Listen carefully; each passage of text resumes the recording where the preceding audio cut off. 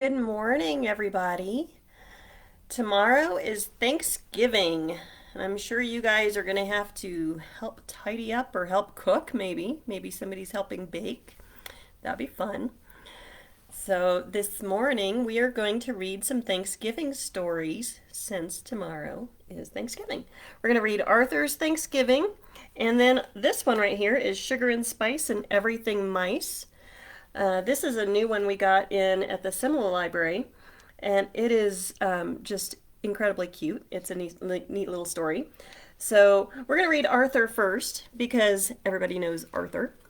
He's been around a long time. I think I remember Arthur. So anyway, but first, let's read our story so everybody can kind of keep in on what the plan is. Okay, ready? If you're ready for a story, clap your hands. If you're ready for a story, clap your hands. If you're ready for a story, then your head will surely know it. If you're ready for a story, clap your hands. If you're ready for a story, rub your tummy. If you're ready for a story, rub your tummy. If you're ready for a story, then your head will surely know it. If you're ready for a story, rub your tummy. If you're ready for a story, sit so still. If you're ready for a story, sit so still. If you're ready for a story, then your head will surely know it. If you're ready for a story, sit so still. All right, and here we go. Let's hear about Arthur's Thanksgiving. All right, get my hair out of the way so I can see. Arthur's class was so quiet you could hear a pin drop. Mr. Ratburn was about to announce the director for the Thanksgiving play, The Big Turkey Hunt. Arthur chewed his pencil. "I hope he picks me," he whispered Francine. They all held their breath. "I've chosen Arthur to direct the play," said Mr. Ratburn. He handed Arthur the script. "Me? The director?" said Arthur. "Oh no," grumbled Francine. "This is going to be a disaster." Arthur's first job as director was to assign parts. The narrator would have the most to say, but the turkey, the symbol of Thanksgiving, had the most important role of all. Secretly, Arthur was glad he wouldn't have to be the turkey. But who would play that part? At lunch, Francine gave Arthur 2 chocolate cupcakes. She wanted to be the narrator. Buster even let Arthur borrow his Captain Zoom spaceman. He wanted to be the governor, William Bradford. Being the director seemed like fun. Arthur thought Francine would make a good turkey. "Never," said Francine. "I want to be the narrator. Besides, I have the loudest voice." No doubt about that. Francine would be the narrator. Arthur showed Muffy a drawing of the turkey costume. "Lots of feathers," said Arthur. "It's a very glamorous role." "Yuck! Vomitrosis!" squealed Muffy. "I should be the Indian princess. I have real braids." "Brain, I've saved the most intelligent part for you," explained Arthur. "No way will I be the turkey," answered the Brain. "I'll be the Indian chief." "Buster, you're my best friend," began Arthur. "The part is real easy. Only 1 line, and it's the best in the play." "I want to be Governor Bradford," said Buster. Arthur was so desperate that he asked Binky Barnes. "The turkey is a strong and powerful animal," argued Arthur. "Yeah, without saying a word, it can make you look like a fool in front of the entire school," said Binky. The play was only 6 days away. Where would Arthur find a turkey? Arthur knew he could count on his family. "I'd love to be the turkey," said his father, "but I have a dentist appointment that I don't want to miss." "The world is full of turkeys," joked his mother. "You should be able to find one." "I wouldn't be caught dead in that outfit," said his sister D.W.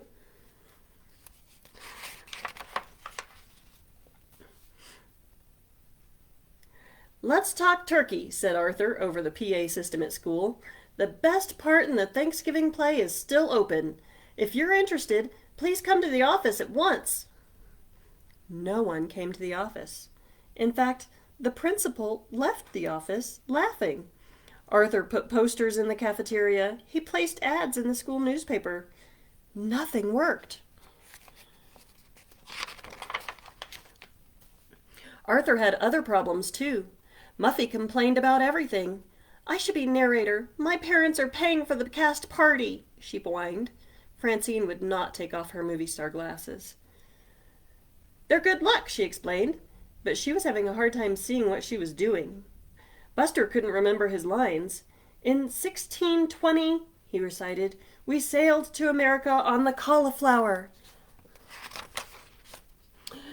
The rehearsals went from bad to worse.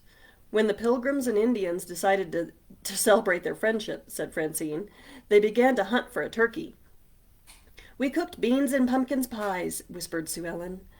And the Pilgrim men went off to hunt for a turkey. We made cornbread and picked cranberries, said Muffin. Oops. And the Indian braves went on their own turkey hunt. Then it was time for Francine to present the turkey. When the Indians and Pilgrims finally found a turkey, she began, there was a great rejoicing. Today, when we think of Thanksgiving, we think of turkey. She glared at Arthur. Don't worry, Arthur promised. I told you I'd find a turkey in time. As a last resort, Arthur decided to rent a turkey, but that wasn't such a good idea. If you don't get a turkey by tomorrow's performance, said Francine, I quit. Everyone agreed. No turkey, no play. Arthur went home to think. He thought about turkeys while he did arithmetic. He thought about turkeys while he played the piano.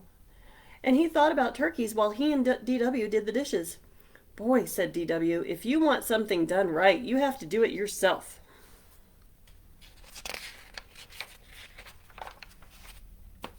The next morning, Francine, Muffy, and Buster stood before Arthur. They weren't taking any chances. Do we have a turkey? They asked. Arthur just smiled. The whole school filed into the auditorium. Ooh, said the kids when the lights went out. Shh, said the teachers as the curtain went up. In 1620, we sailed to America on the Mayflower, recited Buster proudly. Phew, said Arthur. The play continued smoothly. Muffy didn't drop the cranberries. The Brain had his costume on correctly. Sue Ellen said her lines in a loud, clear voice, and Francine had even taken off her movie star glasses. Then it came time for Francine's big speech. She crossed her fingers and began. When the Indians and Pilgrims finally found a turkey, there was great rejoicing. Today, when we think of Thanksgiving, we think of turkey. There was a lot of fumbling behind the curtain. Arthur took a deep breath. He walked on stage. As soon as he did, the audience began to laugh. Arthur turned bright red. This was going to be even worse than he had thought it would be. The turkey, Arthur began, is a symbol of togetherness and Thanksgiving, said a chorus of voices behind him. Arthur turned around and smiled. I guess Mom was right. The world is full of turkeys. Okay, turkeys, all together now. Let's hear that last line loud and clear. Happy Thanksgiving! They all dressed up like turkeys. What good friends. Okay, now our next book, Sugar and Spice and Everything Mice. This is a new one we just got in. I think this has only been checked out a couple times, so most of you may not know about it, but it is super cute. The snow fell fluffy and white. The pond was a sheet of ice. Winter was in full swing. And Lucy had never been happier. She had shown her friends how wonderful winter could be, and now they mice skated together nearly every single day. One blustery, blizzardy morning, Lucy and her friends prepared to go above ground. But when Lucy opened the door, a fierce blast of wind sliced through the burrow. Oh dear, said Lucy. It's monstrous out there, said Marcello. The mice heaved their bodies against the door to shut it tight. Too bad, said Mona. So stormy, said Millie. Don't worry, said Marcello. We can all manchego outside tomorrow. Lucy smiled fondly at her friends. It's a hot cocoa kind of day, she said. As Lucy stirred the milk, she got an idea. She loved how her friends had warmed to winter, her favorite season. Now she would do something special to thank them. She handed Mona, Millie, and Marcello their steaming mugs. "I'll bake us something to go with it," she said. "Brownies?" asked Mona. "Sugar cookies?" asked Millie. "Cheesecake?" asked Marcello. "Pretty please, with Parmesan on top?" "Absolutely," said Lucy. Since Lucy had taught herself to skate, surely she could teach herself to bake. Then she could show her friends how, too. She scampered to her room, tied on her apron, and set to work, measuring and mixing, beating and whisking, rolling and licking. And when the brownies were done, Lucy tasted one. "Oh, too dry," she said, and she tossed them in the trash. That's when Mona peered inside. "Are the brownies ready?" she asked. Not quite yet." "Do you need some help?" "Nope, all good," fibbed Lucy. Baking wasn't as easy as Lucy thought it would be. But she had promised her friends, so she tried again. This time she made sugar cookies. She mixed the dough, rolled it, and cut it into shapes, but the cookies burned to a crisp.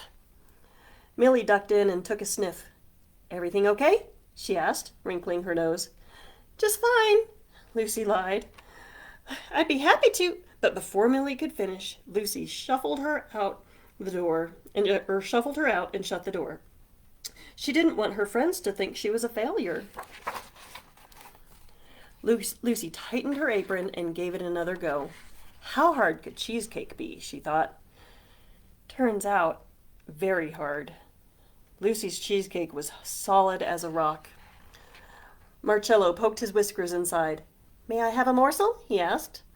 Lucy turned beet red. "I just wish you would let us help," said Marcello. That's when the oven went boom, and so did Lucy's temper. "That's it," she squeaked, yanking off her apron. "I quit." The storm had ended outside, but Lucy stormed on the inside.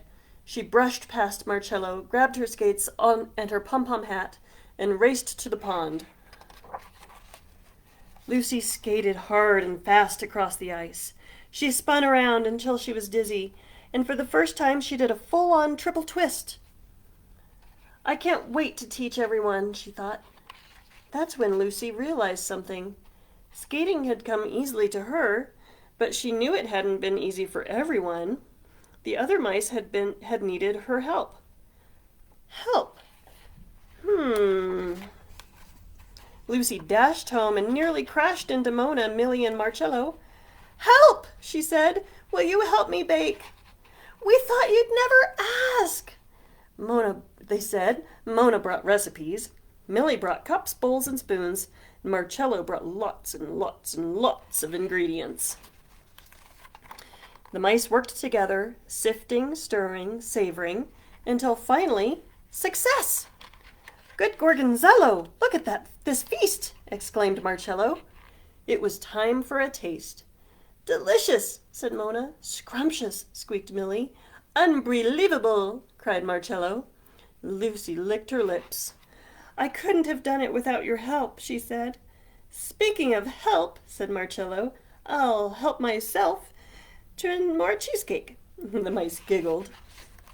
And together they ate every last crumb. Oh my goodness. All of that dessert is gone. And that's probably what will be happening tomorrow. Hopefully you all have a great time with your family or friends or whoever you are with. And we will see you again on Friday. But we hope you have a happy, happy Thanksgiving tomorrow. And we will see you later. All right. Bye.